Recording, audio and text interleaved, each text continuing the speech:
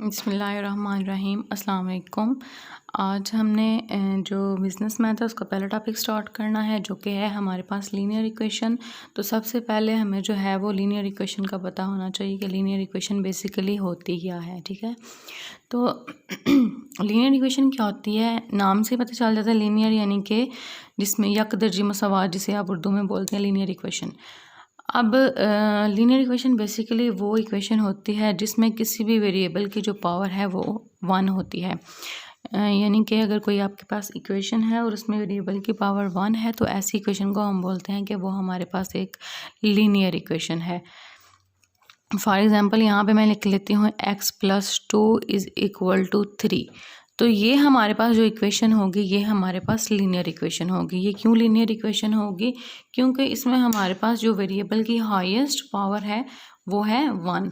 तो इसलिए हम ऐसी इक्वेशन को बोलेंगे कि ये हमारे पास एक लीनियर इक्वेशन है। तो अगर डेफिनेशन आ जाती है लीनियर इक्वेशन की तो आप यहाँ से लिख सकते हैं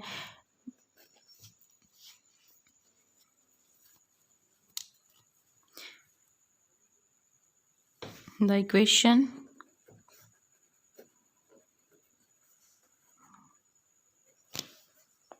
in which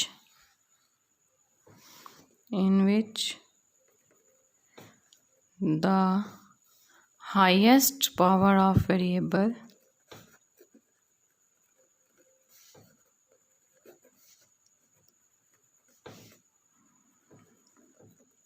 is 1. This equation is called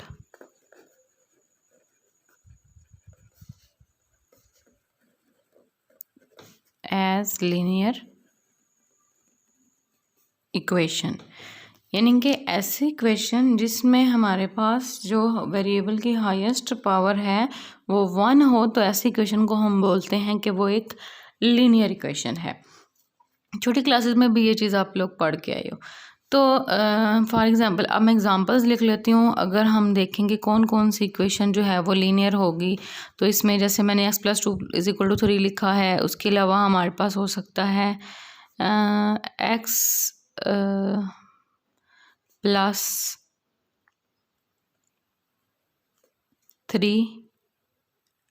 = 0। ऐसे भी इक्वेशन आ सकती है। यानी कि वो इक्वेशन जिसमें किसी वेरिएबल की हाईएस्ट पावर जो है वो 1 होती है, तो ऐसी इक्वेशन को हम बोलते हैं कि वो हमारे पास एक लीनियर इक्वेशन होती है। ठीक है, अब जब हम लीनियर इक्वेशन की बात करते हैं तो साथ ही हम सिस्टम ऑफ लीनियर इक्वेशन की भी बात करते हैं। तो लीनियर इक्वेशन जो होती है वो हमारे पास एक इक्वेशन ऐसी होती है जिसमें हाईएस्ट वेरिएबल की जो पावर है वो 1 होती है, और इसी तरह जो सिस्टम ऑफ लीनियर इक्वेशन होता है उसमें एक से ज़्यादा लीनियर इक्वेशंस होती हैं। यानी कि अगर सिस्टम ऑफ लीनियर इक्वेशन का पूछा जाए तो आप लोग लिख सकते हैं कि ऐसा सिस्टम जिसमें एक से ज़्यादा लीनियर इक्वेशंस हो उसे सिस्टम ऑफ जो है लीनियर इक्वेशन बोलते हैं। अब देखें सिस्टम ऑफ लीनियर इक्वेशन क्या है। अगर इसकी डेफिनेशन लिखें तो हमारे पास क्या होगी, if we have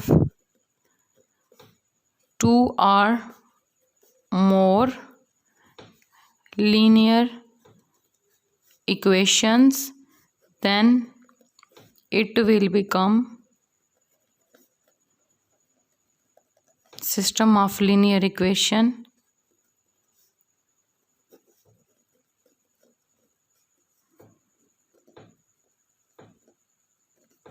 and there should be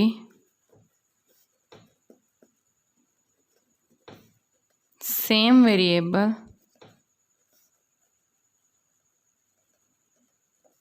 in the equations।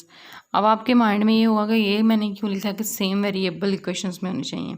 तो देखें अगर हम सिस्टम कोई भी सिस्टम बना रहे हैं इक्वेशंस का, लीनियर इक्वेशंस का, तो उसमें फॉर एग्जांपल मैं यहाँ पे अगर x1 + 2x2 + 3x3 = 0 लिख रही हूँ, तो नेक्स्ट भी हमारे पास जो इक्वेशन होनी चाहिए वो इसी टाइप की होनी चाहिए जिसमें हमारे पास x1 अगर हमारे पास है तो यहाँ पे भी x1 वाली कोई चीज़ होनी चाहिए, यहाँ पे x2 है तो यहाँ पे भी x2 वाली कोई वैल्यू होनी चाहिए, यहाँ पे x3 है तो यहाँ पे भी x3 वाली वैल्यू होनी चाहिए। तो ऐसा सिस्टम जो होता है उसे हम बोलते हैं कि वो सिस्टम ऑफ लीनियर इक्वेशंस है। यानी कि सबसे पहली शर्त हमारे पास क्या है कि वो लीनियर इक्वेशन होनी चाहिए और 2 से ज़्यादा होनी चाहिए, 2 हों या 2 से ज़्यादा होनी चाहिए। और उसके बाद थर्ड चीज़ मैंने क्या लिखी है कि उनके जो वेरिएबल हैं वो सेम होने चाहिए। अब बाज़ औक़ात आपके पास ऐसे भी इक्वेशंस आ जाती हैं जिसमें हमारे पास x + y + z टाइप के वेरिएबल यूज़ होते हैं। तो जब हमारे पास इस तरह की इक्वेशंस आएंगे तो इसका मतलब है कि अगर इसकी सेकंड वाली इक्वेशन होगी उसमें भी हमारे पास x y z वाली टर्म्स आएंगी, थर्ड अगर बनती है तो उसमें भी x y z वाली टर्म्स आएंगी। तो इसका क्या मतलब हुआ कि पहली शर्त पूरी हो जाती है कि वो लीनियर इक्वेशन है। उसके बाद सेकंड के हमारे पास जो एक से ज़्यादा इक्वेशंस हैं लीनियर, और उसके बाद थर्ड चीज़ क्या है कि सेम वेरिएबल जो है वो इसमें यूज़ होना चाहिए। तो ऐसे सिस्टम को हम बोलते हैं कि वो सिस्टम ऑफ लीनियर इक्वेशन है। उसके बाद आ जाता है हमारे पास solution of linear equation. Solution of linear equation. Solution of linear equation क्या होगा? फॉर एग्जांपल मैंने पीछे एक लीनियर इक्वेशन लिखी थी x + 2 = 3। तो सॉल्यूशन क्या होता है कि इसको सॉल्व करें तो जो आंसर आएगा वो इसका सॉल्यूशन होगा।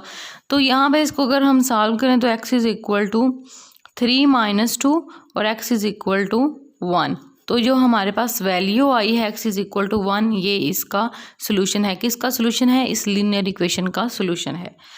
अब सोल्यूशन ऑफ लीनियर इक्वेशन की तो मैंने बात कर ली कि सिंपल हमने क्या किया, हमारे पास अगर इस तरह की इक्वेशन गिवन है उसमें मैंने वैल्यूज़ को, कांस्टेंट वैल्यूज़ को एक साइड पे रख लिया, वेरिएबल वैल्यू को एक साइड पे रख लिया, वहाँ से हमने सिंप्लीफाई किया और हमारे पास ये वैल्यू आ गई, तो ये इसका सोल्यूशन आ गया।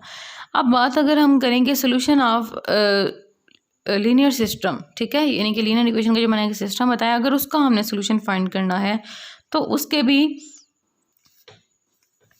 मेथड्स हैं, ठीक है। फॉर एग्जांपल अब हमारे पास अगर आ जाता है इक्वेशन आ जाती है 2x1 - x2 + 1.5 x3 = 8।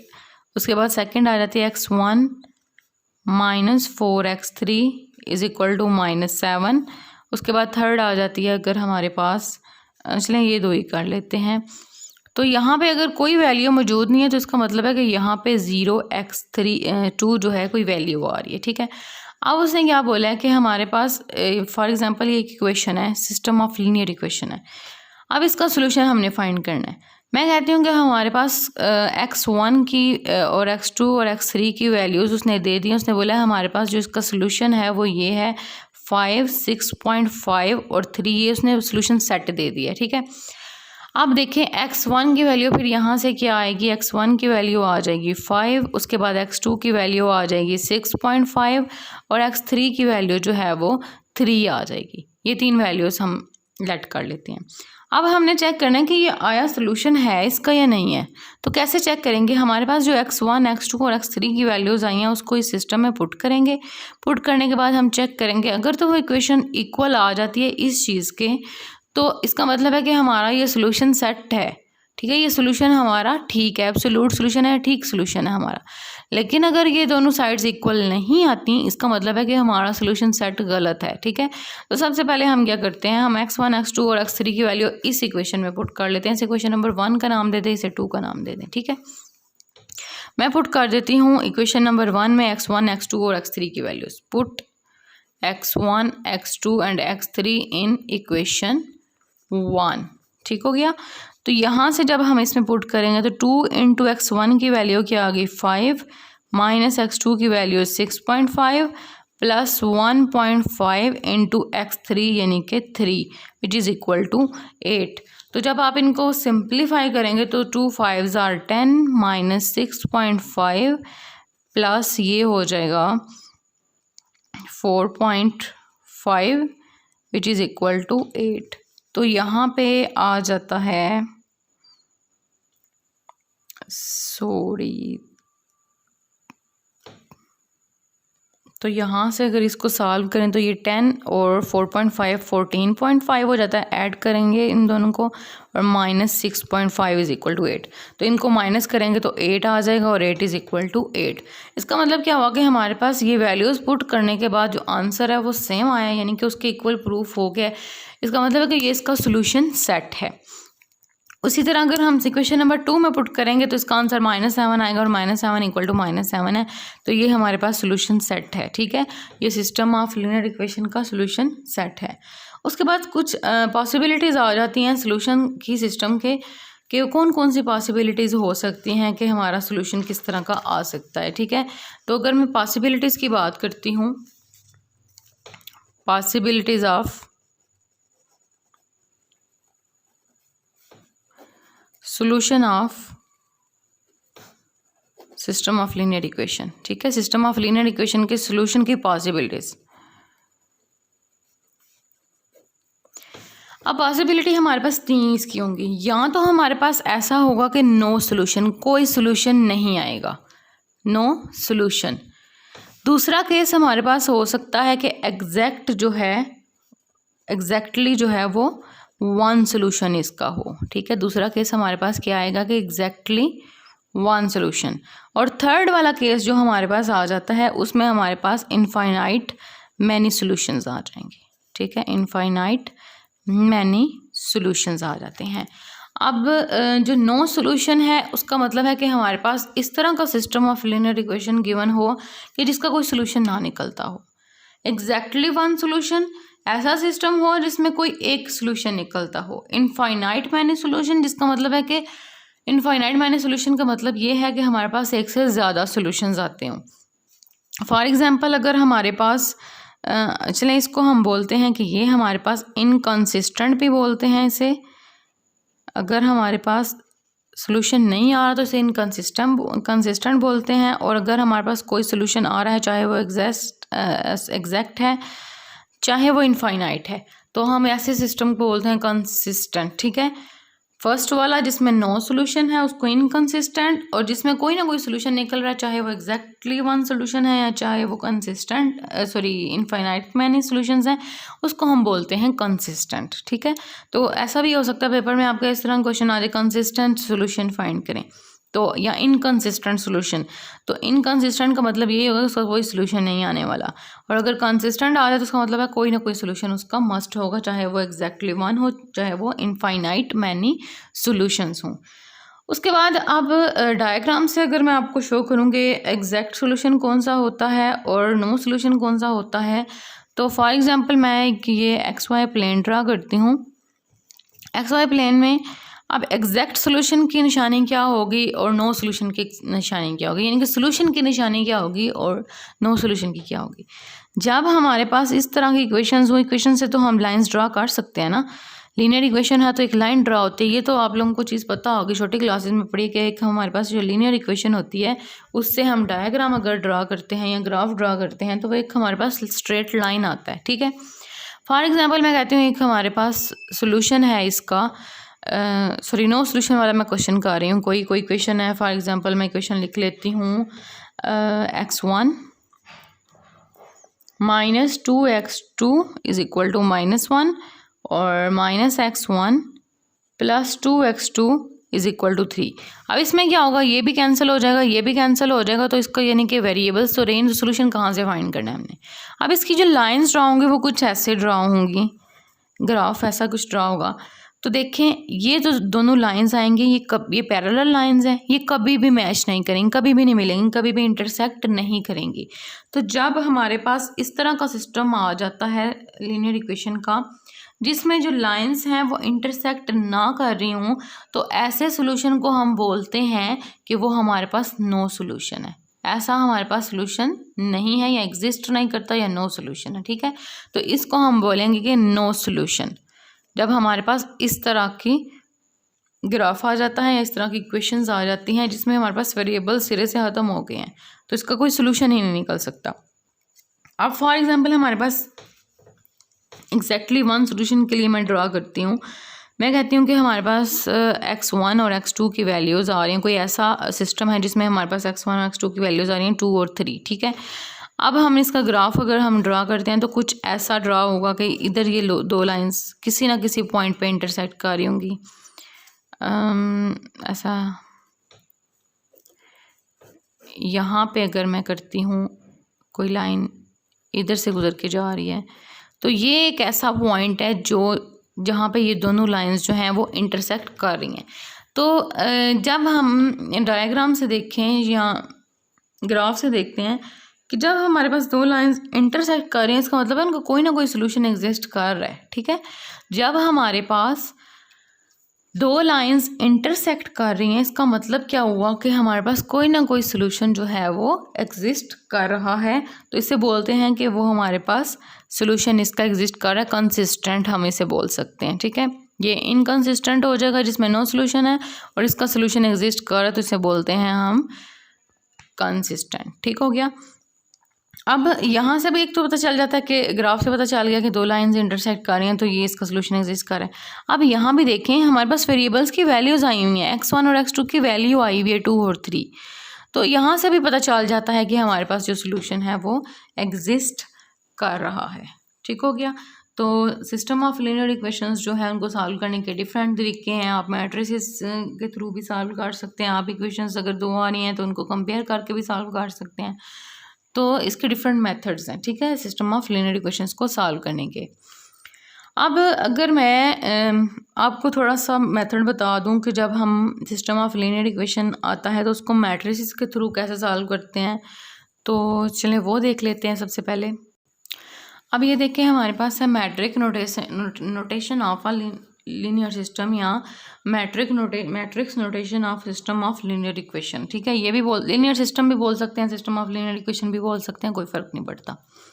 अब सिस्टम ऑफ लीनियर इक्वेशन यहीं से पता चल जाता है जब आपके पास दो या दो से ज़्यादा जो हैं वो आ रही हैं इक्वेशंस, हैं भी वो लीनियर इक्वेशंस हैं और वेरिएबल्स भी सेम है। तो यहाँ पे देखें हमारे पास इक्वेशंस 3 आ रही हैं, उसके बाद जो पावर है वेरिएबल की वो 1 है, और उसके बाद जो इनके वेरिएबल्स हैं वो सेम हैं। तो ये हमारे पास सिस्टम ऑफ लीनियर इक्वेशन हो गया।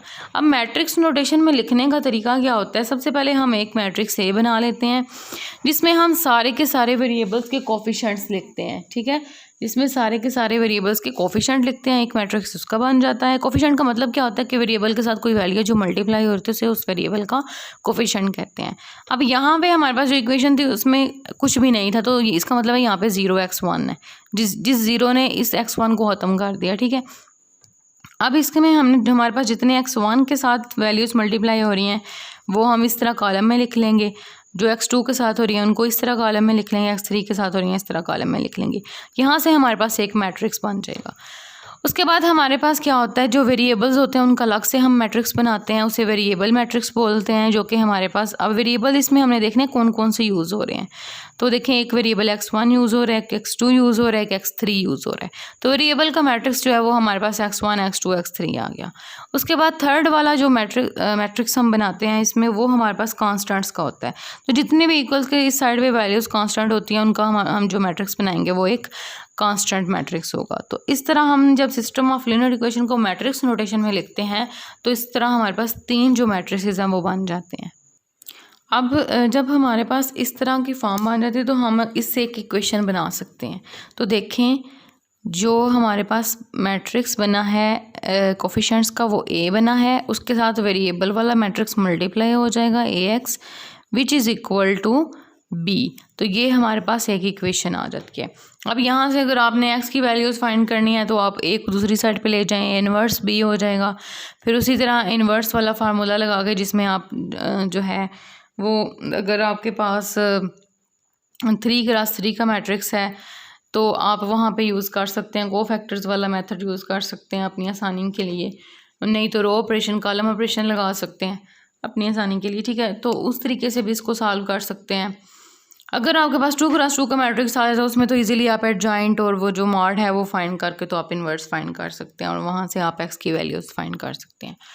तो आज मैं बस आपको इंट्रो करवाना था लीनियर इक्वेशन का, सोल्यूशन ऑफ लीनियर इक्वेशन का, सिस्टम ऑफ लीनियर इक्वेशन का। तो नेक्स्ट लेक्चर में इंशाल्लाह हम प्रैक्टिस क्वेश्चन स्टार्ट करेंगे, कैसे इनको मैट्रिसेस से सॉल्व करते हैं, कैसे इन इक्वेशंस को कंपेयर करके सॉल्व करते हैं। तो इंशाल्लाह नेक्स्ट लेक्चर में आपको ईच एंड एवरीथिंग बताई जाएगी। अल्लाह हाफिज़।